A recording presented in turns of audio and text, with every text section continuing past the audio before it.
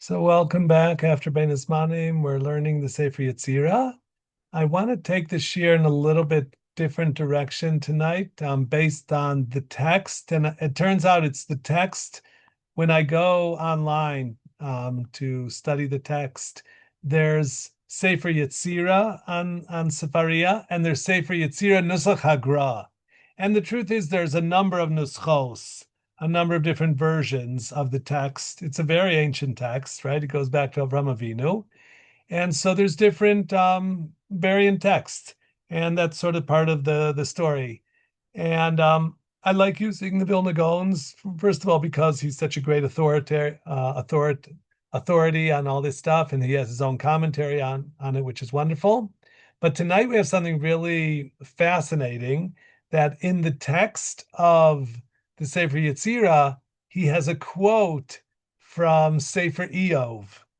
And as I was thinking about it, that's like an anachronism. How could the Sefer Yetzira, which we have ascribed to Avraham Avinu, how could it quote something from the book of Iyov, which is seemingly much, much later? So I want to take a look at that from a sort of a biblical scholarship perspective, if you will. Of course, from the perspective of Maminim, and a little bit then there's actually a Kabbalistic idea that we may be able to tie into that.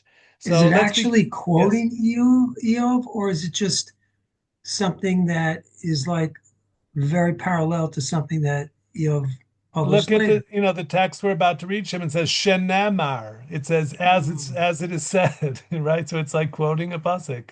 Okay. So that's weird, right? Yeah. Okay. So let us begin with reading of the text.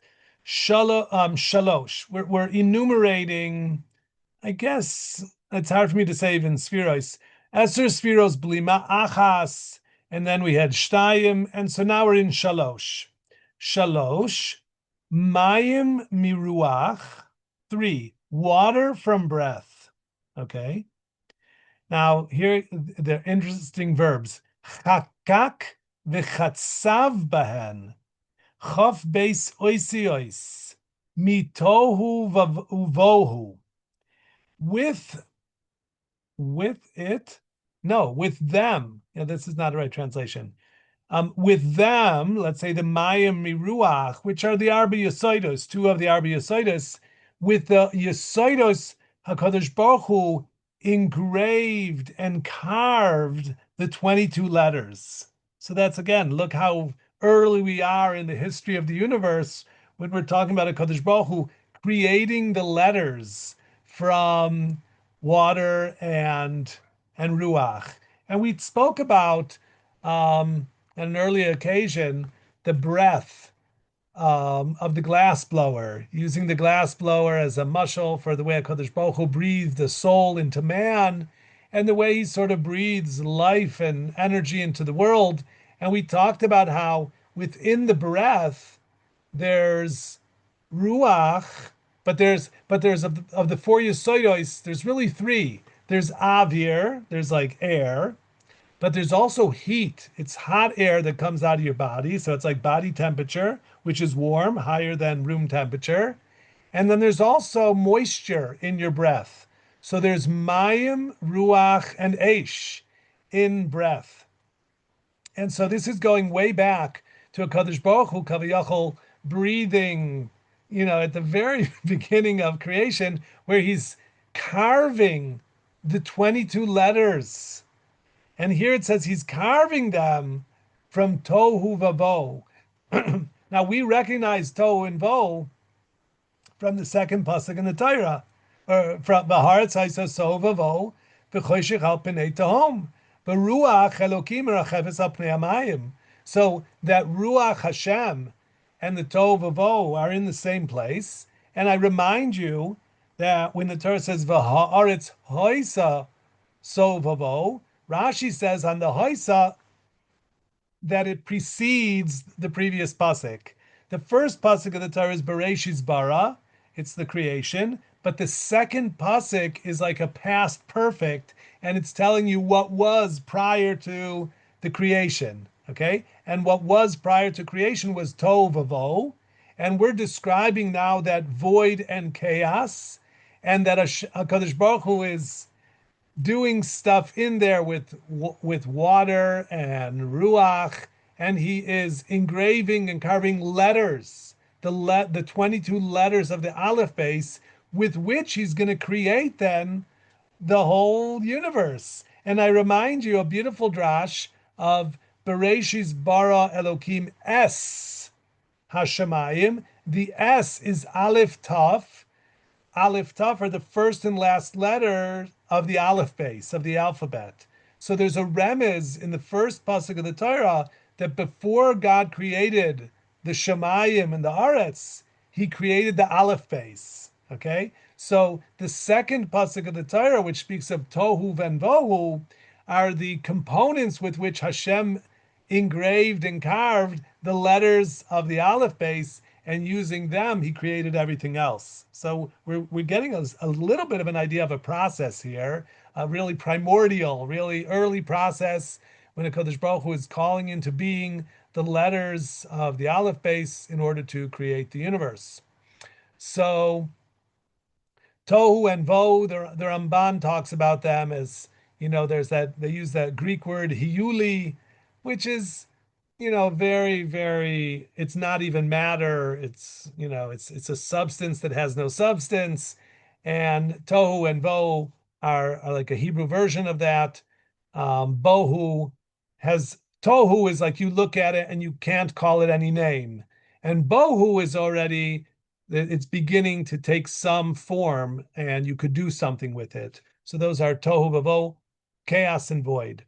But now we get into more words that are descriptive of this very primitive state of the universe, where Hashem is putting together the means that he's going to use to create other things. And look at the words here. Refesh, tit, chakakan kamin aruga, chatzvan kamin choma, sivavam kamin ma'aziva. Okay, so it has the words mire and clay, refesh and tit. And those are, they're very low. They're earthy. They're like forms of earth, like mud and clay. So it's a mixture of afar and mayim. And Hashem is using them, chakekan, he engraved them like a garden. An aruga is like a part of a garden. Chatzvam, he carved them like a wall, and he covered them sivavam kamin ma'ziva, like a ceiling. So we're using now sort of architectural terms. Aryeh Kaplan talks about the Hebrew letters have heavy lines, heavy horizontal lines, like think of the base. You have a heavy line at the bottom and a heavy line at the top. You could see it here. The heavy line at the bottom of the base and a heavy line across at the top. And then the vertical lines are quite thin. And so he claims, and I think it's right, that when we talk about Hashem and this garden and this wall and this ceiling, it has to do with the shapes of the letters. Hashem is like setting up walls and a base and a ceiling and a garden. And so again, this very early stage of creating some sense of order before he begins to use the Aleph base, the 22 letters, to create everything else in the Bria. And here's the kicker. After this, complex form of 22 letters from chaos and void, mire and clay, engraving them like a garden, a wall, and a ceiling, Yatsak alehem sheleg. He now pours snow over them, which is, like sort of the frosting on the cake or like the whipped cream on top of the ice cream sundae. That's what came to my mind, of Hashem pouring snow on top of them. V'naseh afar. So there in the Sipur Ma'aseh Bereshis, in Chumash Bereshis, when God creates the birds, Chazal ask, what did he create the birds from? And they use this word rakak.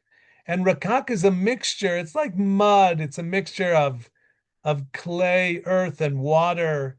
And that's what you get a sense of here, that again, we're at an early stage that he's mixing together elements in order to have materials ready to create the Bria. And this is what I mentioned, that the Sefer Yetzira now quotes a pasuk, which is surprising to us because we've talked many times about the Sefer Yetzira being divrei Torah, that they're so early and they're so esoteric, but they're so general about the creation of the universe and the ways Hashem did it, the letters and the numbers and so forth, that it's a Torah which precedes Yetzias Mitzrayim and Kabbalah Torah. And so that answers for us the question, what was Jacob learning in yeshiva? What was Noach learning Torah? What were Avraham and Yitzchak and Yaakov and Yosef? They were all studying Torah before the Torah had been given. And that's curious. What does that mean to study Torah before it was given? What kind of Torah? Were they studying, Shnai Mukzim Batalis? Or were they studying Zeicher Yetzias Mitzrayim? That doesn't make sense to us because Yetzias Mitzrayim hadn't happened yet. So Sefer Yetzira is a literature. It's a body of knowledge, a description of the divinity and his interaction with creation and how he did it and what he did, that is relevant and could have been studied in the ancient world even prior to the epic of Kabbalah Torah. Okay, it's not predicated on Matan Torah or Yetzias Mitzrayim. It's general, it's theological, and it's sort of transcendental science, or so it has the zodiac in it and so forth. So anyway, it's very surprising to us now that in this version of the Vilna Gaon, that the Sefer Yetzira should quote a verse, and not a verse of the Chumash, but a verse from Sefer Iyov. So here it is, Shenamar ki lesheleg ye'amer hevei aretz. Okay, and we have it right here on our screen. Ki lesheleg yomar hevei aretz v'geshem matar v'geshem mitrois uzo. So it's a pasuk in the 37th chapter of Iyov, talking about the power of snow and rain, and Hashem telling the snow to become the earth or part of the earth. Was it say? He poured snow over them and it became dust, as it is written, for to snow, he said, become earth. Okay? So where was the Rakika again? Where was that? Was that On the 5th day of Ma'aseh Bereshis, Hashem created birds from the rakak. That's what Rashi says. it's and the common translation of that is like a muddy marsh, substance? a marsh, I would say, like Oh, marsh. So mud. there's a moist or liquid element to it, Exactly. which is interesting because rok is saliva. Yeah, you're right. Rakak and rok. Yeah, so Rakak, I'm yeah, wondering. those are related. You're absolutely right. Yeah. Marak is soup. I mean, that's all related. Hmm. Okay.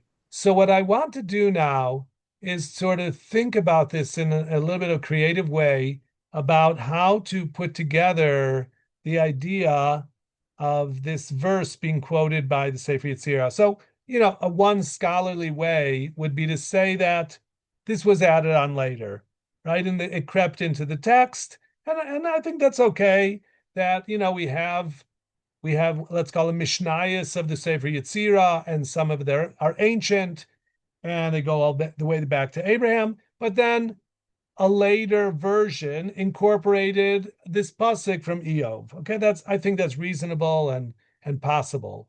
But I wanted to put out another idea, a different idea, that the verses from the Torah that we know from a particular place is not necessarily the first place that they appear. So I created, let's see how get it. I created a handout. Where is it?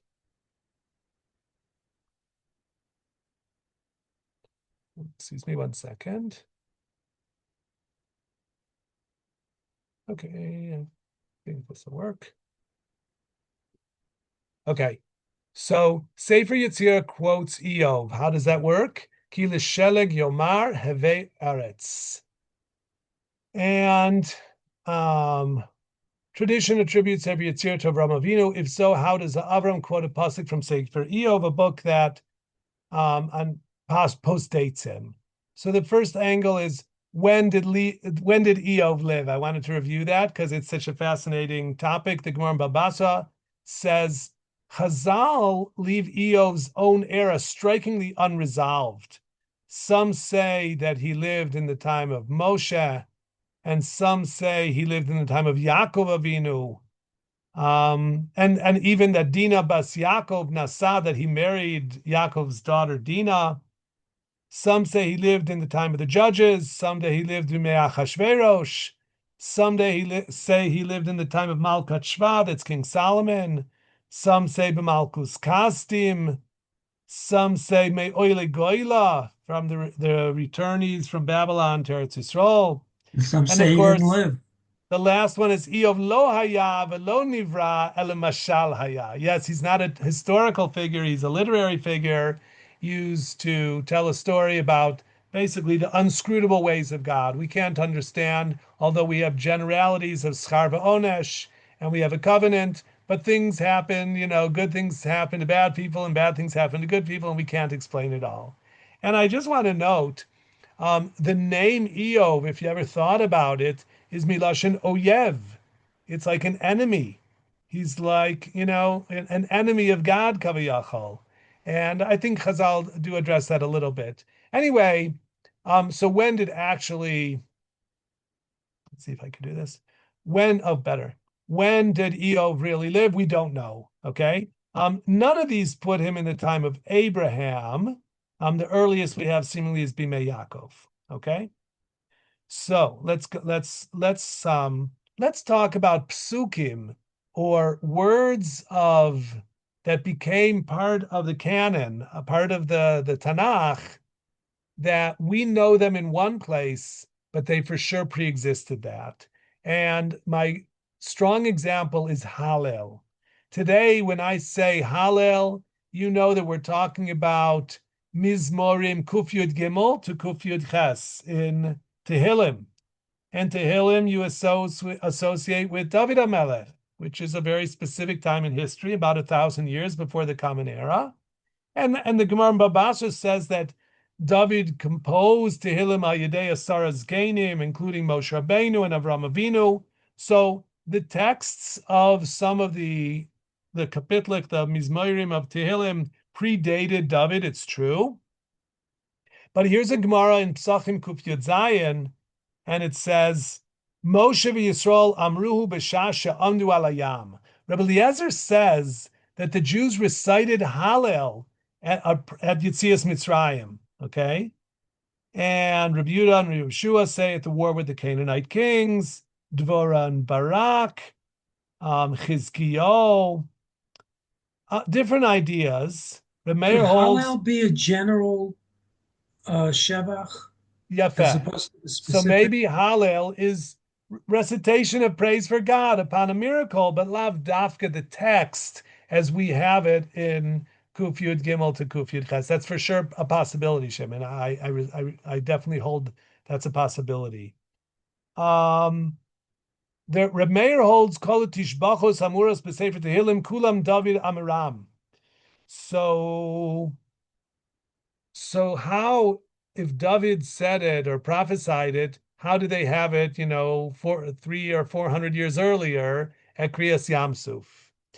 And the Gemara says, use this lashon, Efshar Yisrael shachtu pischeim v'natnu luveim v'lo amru shira.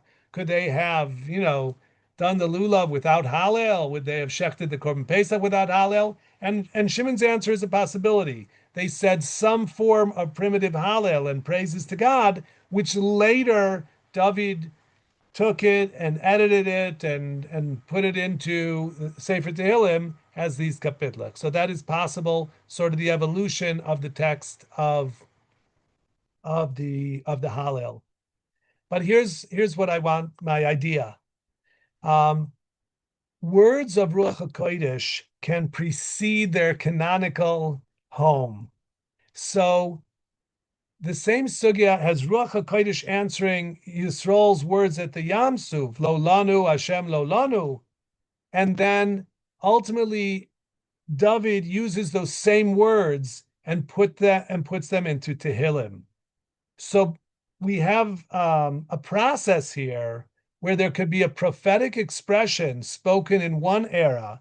It's echoed across later eras, and it's eventually gathered into the Kisvei HaKodesh. Okay, and we have that in. I want to show you in Sefer Yoina, which we read on Yom Kippur. Look at these psukim in Sefer Yoina. Kol mishparecha v'galecha alai avaru. Okay, that's a verbatim match to Kol mishparecha v'galecha alai avaru in Tehillim Membeis. So is that plagiarism? Did Yonah take words of Tehillim and then he copied them into his book? Or did they inspire him? Or did he get the same Ruach HaKodesh?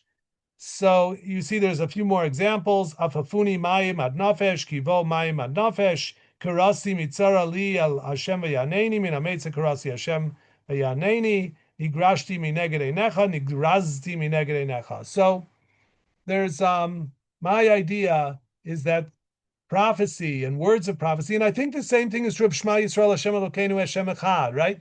We have it that the Shvatim said it to Yaakov Avinu when he was on his deathbed and he wanted to reveal the gates, and then Nistalkim and Ushchina, and he said, Shema Chas v'Shalom, there's a psul in one of you guys, and they said, no, Shema Yisrael, Hashem Elokeinu, Hashem Echad, just like there's only one God in your heart, too, so too there's only one God in our heart. And he said, oh, Baruch Shem Kvoid Malchuso Olam Vayed. So we know, Shema Yisrael is psukim in Dvarim 6, right? In the 6th chapter of Deuteronomy. And yet here we have Jacob saying it so many, 200 years earlier, or his son saying it. So the key for me to understand it is that these are words of prophecy. And even though we find them in a later book of the Bible, but they could have existed through Ruach HaKodesh to an earlier Navi. Okay? So David gathered Tehillim and praises sung at the sea and the days of Joshua and Dvorah. So too Iyov, or it's actually a quote of Elihu, he could preserve an ancient formulation about creation that already stood behind Avraham Avinu's oisios. We're discussing tonight in the Sefer Yetzira how Hashem was putting together Mayim and Ruach to create the letters with which he's going to create then the earth. And we have a pasuk in Iyov about telling the snow to become afar and so forth. So just like the oisios precede things they describe, ultimately, Sheleg Yoimar Have Aretz becomes physical snow. Dibur does not merely report creation, it participates in it. We have a Kadosh Baruch Hu creating the Bria through oisios and through Baruch Sha'amar V'hoya Oilam. It's through divine speech that the world comes into being. So even though there's a chronological difficulty, it turns out to illustrate the idea that Sefer Yetzirah is really teaching us that the words of Torah, the letters of Torah, and here it's even Hashem is using Yesoidos, and from the Spherois, he's creating the letters that he's going to create the Torah, that he's going to create the universe. And so the word precedes the book that eventually houses it. So I thought it's a really fascinating dynamic that we're not so accustomed to. Usually, if we find a quote that's in one book from another book, it's after it was published or it was somehow plagiarized. But here we have in the Sefer Yetzira, according to the Girsa, the Vilna Gaon, Shenamar l'sheleg yoimar heve aretz, and it could be that was an ancient description of a process of Hashem using the Daled Yesoidos to create the earth that Avraham Avinu already cited and incorporated into the book, and later it becomes a pasuk in Sefer Iyov, which is describing the same process. Those are the friends of Iyov saying to Iyov, how can you understand the ways of God? Were you there when God, created snow and told the snow to be the earth? There's so much that we don't understand about the divine providence and the way Hashem runs the world. So basically, you need to submit to the divine will. Okay, that was the idea I wanted to share tonight. Thank you, gentlemen, for being here. I look forward to learning with you again next week. Thank you. That was Thank quite you. inspiring. Oh, Hello, Yofi. Tom. Kol Thank you. Tov. Good night.